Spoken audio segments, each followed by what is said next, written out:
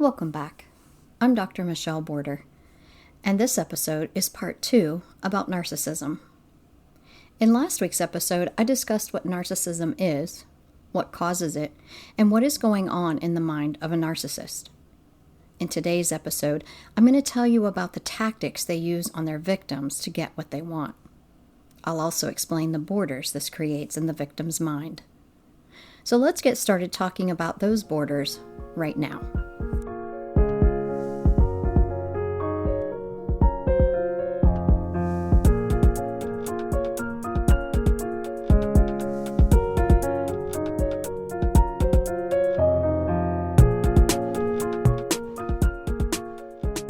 Narcissistic abuse is a form of severe emotional and psychological manipulation, causing profound long-term emotional harm to their victims, including PTSD, anxiety, depression, and diminished self-worth. Victims often experience confusion, chronic self-doubt, social isolation, trauma bonding, and physical symptoms like chronic fatigue or insomnia. These issues are caused by the tactics used by the narcissist to control their victims. I'm going to talk more about those tactics right now. Tactics used by narcissists to control their victims are forms of emotional manipulation. Manipulation is behavioral tactics used by narcissists to gain control, superiority, and validation. Manipulation is behavioral tactics used by narcissists to gain control, superiority, and validation. They also have a lack of empathy and a tendency to treat others as objects to fulfill their own needs. These behaviors often escalate, leading to toxic, one-sided relationships where their partner feels confused, isolated, and drained. Because of their low self-esteem and fear of being exposed for their lack of positive personality traits, narcissists use manipulation to appear to be confident and perfect. They view relationships as transactional, a means to fuel their ego, not for creating healthy connections. They use people to enhance their self-image, no matter the cost to the victim. These tactics of manipulation cause the victim to create borders in their minds about their own self-image, self-esteem, and mental stability. These events typically happen slowly over time, allowing the narcissist to suck in their victim, to create control without the victim realizing what is happening. Projection is one of the many tactics used by narcissists. This is a defense mechanism for the narcissist that provides them with a shift in blame from their faults to putting those faults on the victim. They project their faults or failures onto the victim. It allows the narcissist to uphold their image of being perfect, supports their fragile self-esteem to believe they are not the bad person, and boost their superior image by pointing out how wrong their victim is. They are not the bad person. The victim is, because they rewrote the story in their minds to project the negative image onto another person. An example of this is when my mother would call me a selfish, inconsiderate little bitch. She was really recognizing herself as those things. She called me this name many times throughout my childhood. I had done so many things for her that showed that was not who I was. But those things actually pointed out to her how much she was not like me. This angered her ego, so she projected that pain onto me, the one who had inadvertently caused her that pain. It was not my fault that she had the traits that she did, and I should have been able to embrace the traits I had. But as a child, I was not aware of any of this psychological manipulation, and therefore believed the things my mother told me. Projection can cause the victim to have damage to their self-esteem, cause feelings of confusion when reality is one thing, but the narcissist creates the opposite, and feelings of never being able to do anything right. I did not want to be a selfish, inconsiderate bitch, so I did everything I could think of to prove to my mother that I wasn't that kind of person. Nothing worked, but I still tried so hard to prove to my mother that I wasn't that person.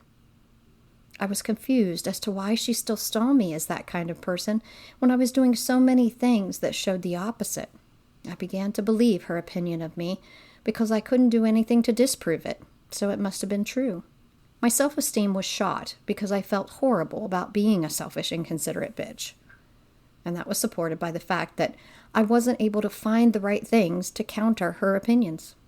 She created the borders in my mind that I was not only selfish and inconsiderate, but that I wasn't good at anything and was too dumb to know how not to be this way.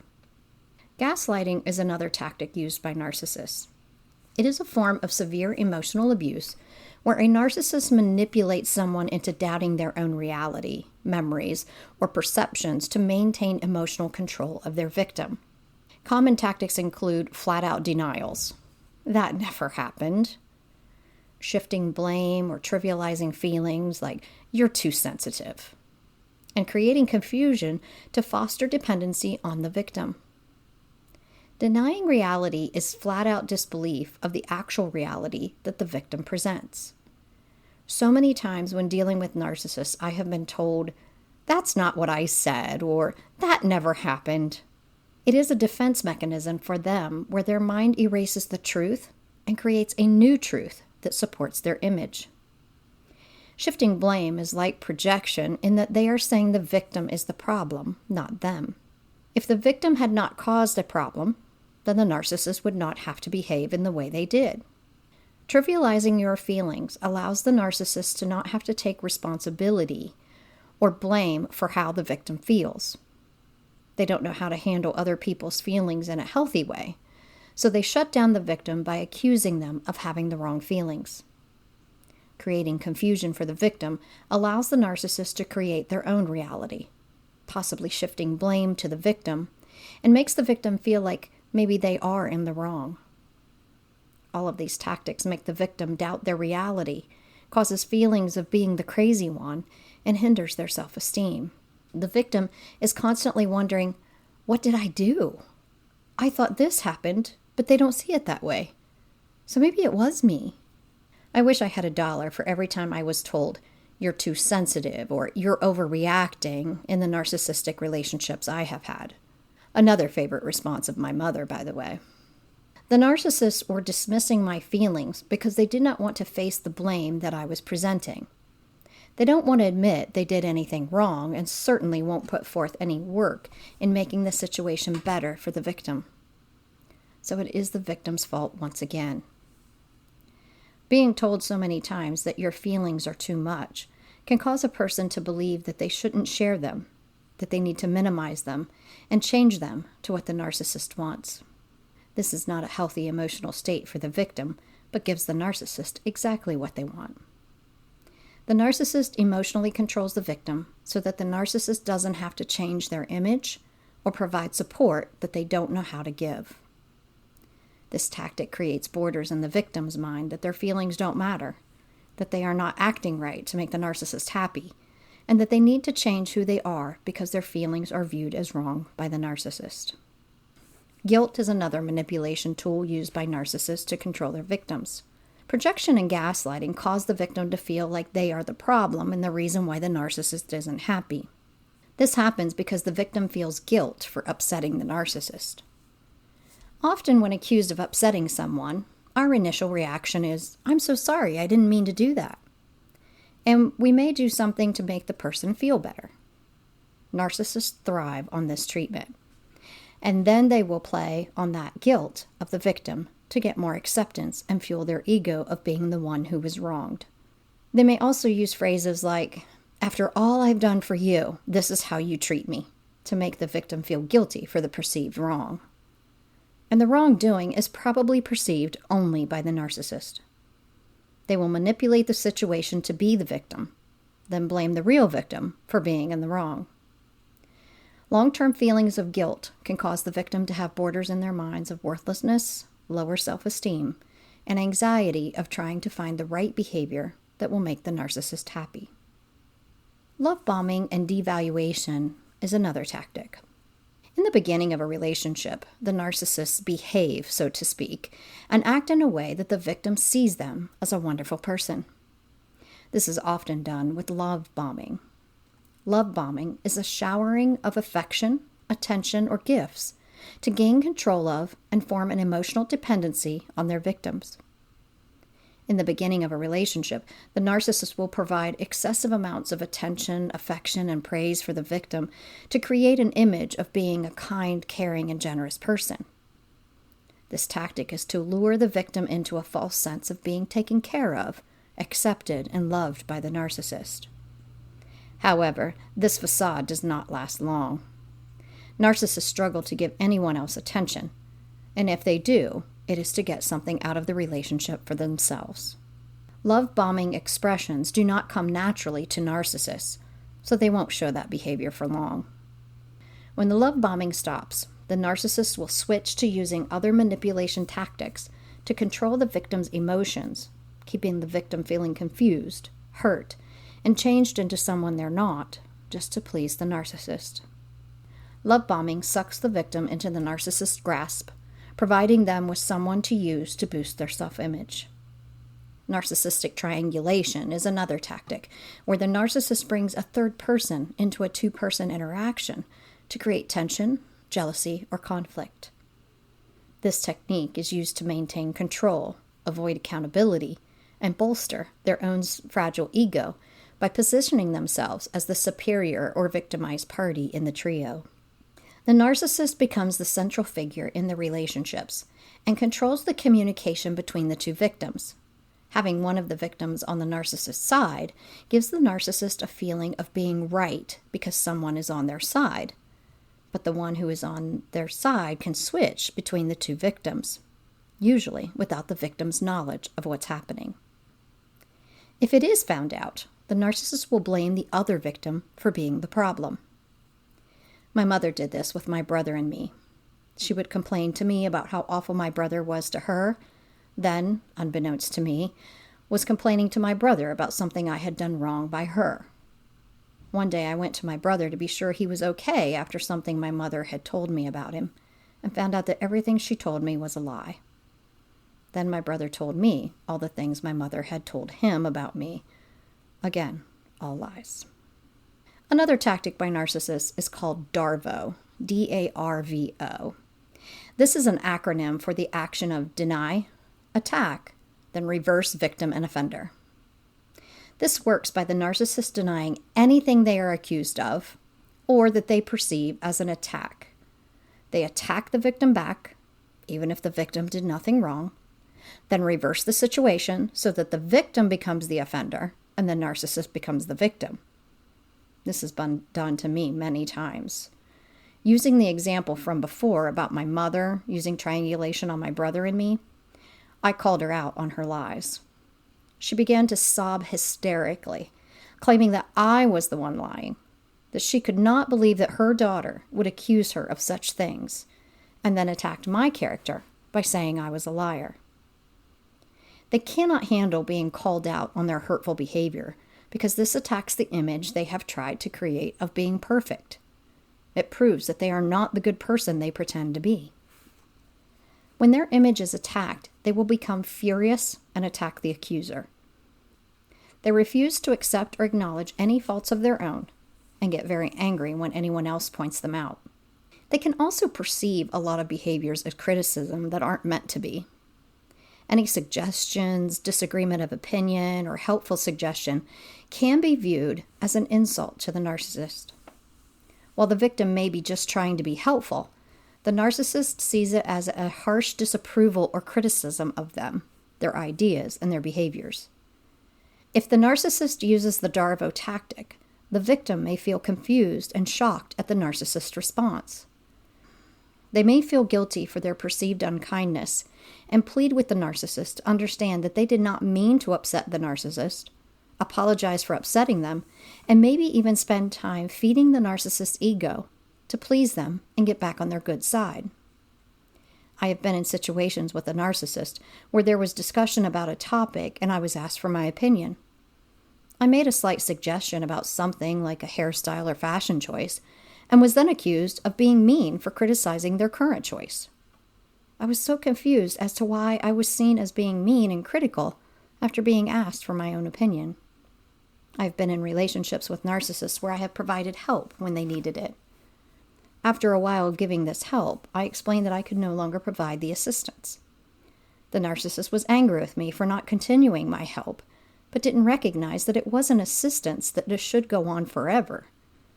I expected them to find a way to provide the help for themselves at some point, but because it was not a good time that they wanted to do it, they turned the situation around to make me the bad guy.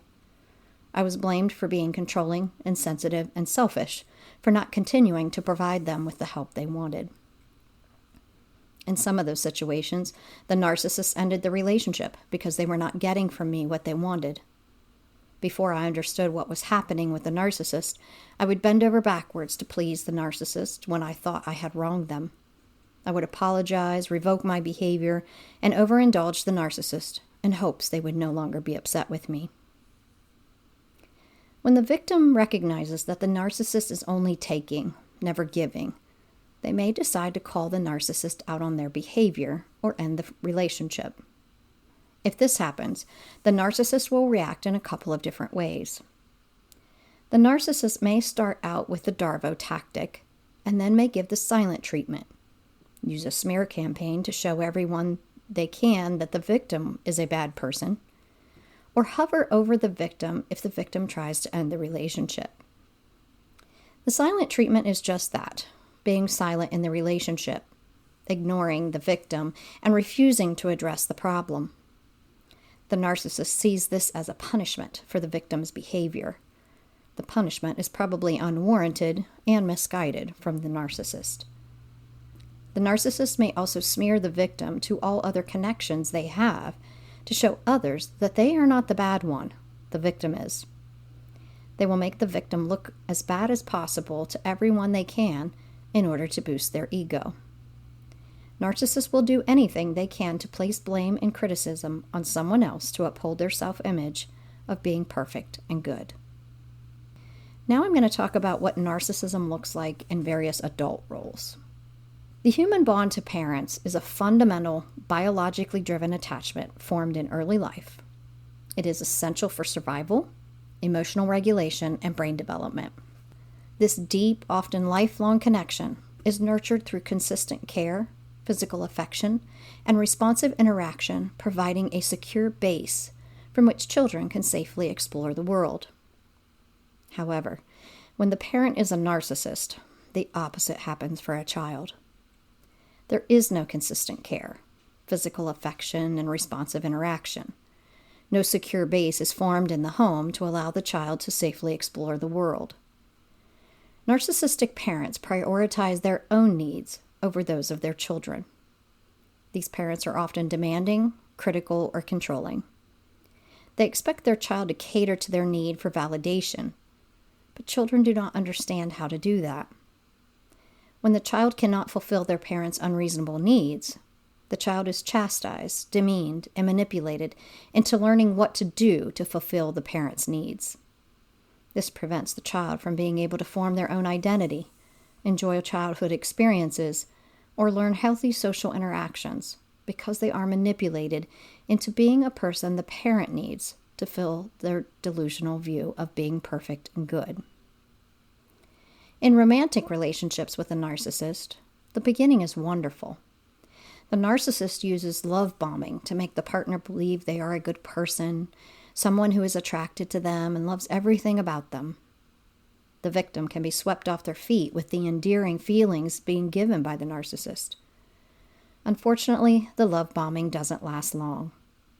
Once the narcissist feels comfortable with their control over the victim, the mask falls off, and they return to using the manipulation tactics that give them emotional control. When in a romantic relationship, we want to make our partner happy and be happy.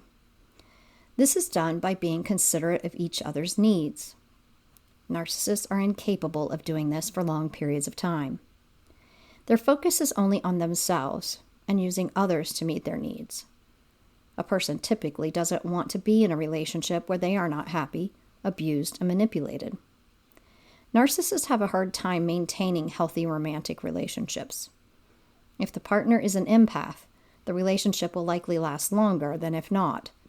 But I will talk more about this type of person in my next episode. Narcissism with friends or co-workers creates a different situation than with a parent or romantic partner. It is easier to remove yourself from this type of relationship because it is voluntary and not rooted in the biological desire to connect with parents or the devotion given to romantic relationships. The characteristics of the narcissist are the same, and the tactics used are the same, but may not be as intense since time spent with a friend or coworker may not be as much as with a parent or a partner. Friendships are probably the easiest relationship to limit or end, but relationships with coworkers are harder. Most of us cannot just quit our jobs instantly because a coworker is a narcissistic jerk. However, it may be possible to establish boundaries so that time spent with a coworker is limited. Being involved with a narcissist, no matter what type of relationship, can cause traumatic effects on their victims. Victims frequently experience depression, anxiety, and complex PTSD due to chronic, sustained manipulation. Emotional manipulation is abuse and causes victims to doubt their own memory, perception, and sanity, leading to confusion and loss of self-confidence. Constant criticism and devaluation result in feeling broken, unlovable, or guilty for the abuse. Narcissists often isolate victims from friends and family, creating a sense of entrapment and dependence. Intense emotional attachment to the abuser can happen as a result of the narcissist sometimes love-bombing the victim, making it difficult to leave or break free from the relationship. Victims may suffer from physical issues, including insomnia, nightmares, chronic pain, or panic attacks. Survivors of narcissistic abuse may find it difficult to trust others, leading to hypervigilance or complete withdrawal from future social or romantic connections. Parental narcissism can change the mindset of the child that will cause the child to struggle with emotional, mental, physical, and social well-being. This is childhood trauma, and I've discussed this in previous episodes, so check those out to learn more about the negative impact narcissistic parents can have on their children. Being in a relationship with a narcissistic partner can cause many of the same negative impacts as having a narcissistic parent. Recovery from a narcissistic relationship typically requires specialized therapy and establishing strict boundaries or no contact with the abuser. If you are in a relationship with a narcissist and want to end the relationship, there are some steps to take to end the relationship. One thing is to document everything. Keep a journal, save texts, or take photos to remind yourself of the truth. Since narcissists are so good at manipulation, it is good to have written evidence that their perception is not reality. Another thing to do is to disengage with the narcissist. Do not engage in arguments, as their goal is to confuse you, not resolve the problem. There is a method called gray rock for dealing with narcissists. This means that you act as uninterested as a gray rock. You do not argue, acknowledge, or interact with the narcissist in any way that can fuel their urges to control you. You give simple one-word answers when communicating with them, like yes, no, okay, I see, etc. This will deflate their urge to control your emotions because they will see you are not interacting with their manipulation. They will back off, and you will feel less of the effects of their manipulation. Another option is to set boundaries with the narcissist. This means setting some rules for your relationship with the narcissist and demanding they follow them. One way is to disengage when they become angered, accusatory, or abusive. Tell them things like, I will not continue to talk with you if you are going to yell. Or, that is not how I see it, in a calm voice. If they continue with their abusive behavior, remove yourself from them and stop the conversation. You need to emotionally detach yourself from their behaviors. Stop allowing their words to affect you, to cause you hurt, and control how you see yourself. This is very difficult to do when you care about the narcissist and have spent a long time building the relationship. However, it may be the only way to keep your sanity and emotional health. A final option is to go no contact with the narcissist. This means to cut all ties with the narcissist permanently. This method is extremely difficult with family or a romantic partner, but again, it may be the only way to keep your sanity and emotional health. I did this with my mother and in romantic relationships and some friendships. These were difficult decisions to make, especially with my mother, because I so wanted our relationship to be different. I wanted that in all of those relationships, but it is extremely rare and unlikely that a narcissist will ever change. You cannot subject yourself to constant emotional abuse without it having a long-term negative effect on you. And you deserve to be emotionally healthy in all of your relationships. However you decide to handle narcissistic relationships, it is helpful to seek support. Whether that is through therapy, educating yourself on narcissism, or seeking support from groups on social media or from family and friends.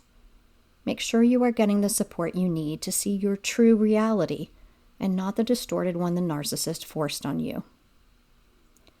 I hope this episode and my last one has helped you to better understand narcissism and the hurt and pain that comes from being in a relationship with a narcissist.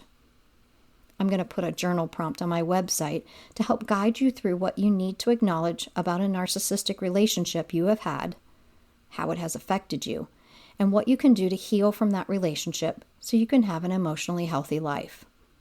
You can find that prompt at breakingoutborders.com. Please follow me on Facebook, Instagram, TikTok, and YouTube. I hope you will continue listening to my podcasts on your favorite podcast provider. Thanks for listening today.